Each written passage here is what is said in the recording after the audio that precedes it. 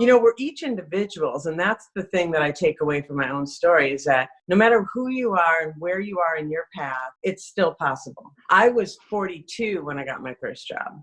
I knew I wasn't ready for a million reasons, and I just had a deep belief that when the time came, I could pursue that and I wouldn't be too late because it would be on time and in time.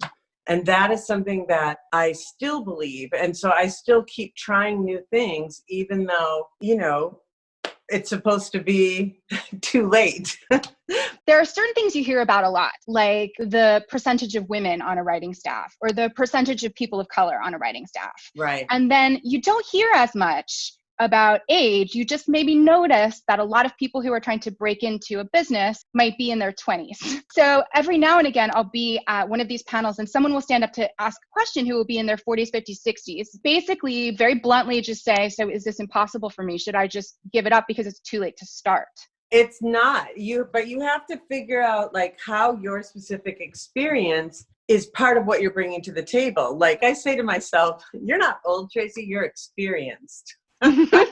And, you know, they say wisdom is pattern recognition. So if you've been able to do something with the time that you've been on the planet and really build up passions or obsessions, things that you are so into that turn out to be very valuable in a room.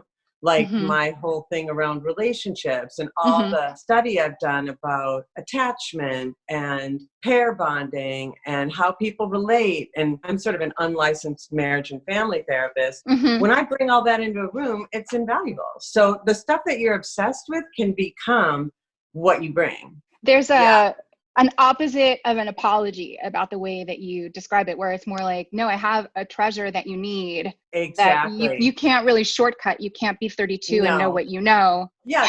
See, this was the big turn for me, was realizing that every single thing I was trying to hide was actually the good shit.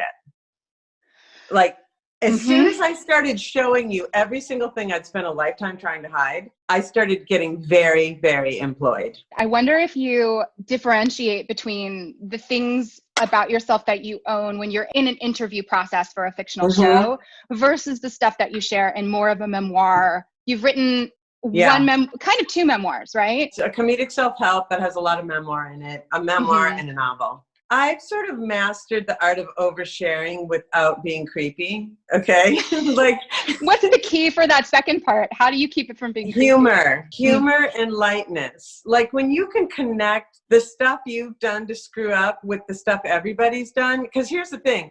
Everybody is human and flawed. So if you are just setting the other person free to be who they are, that to me is how you can overshare without making it feel weird. I guess what it is that I'm not in shame about anything.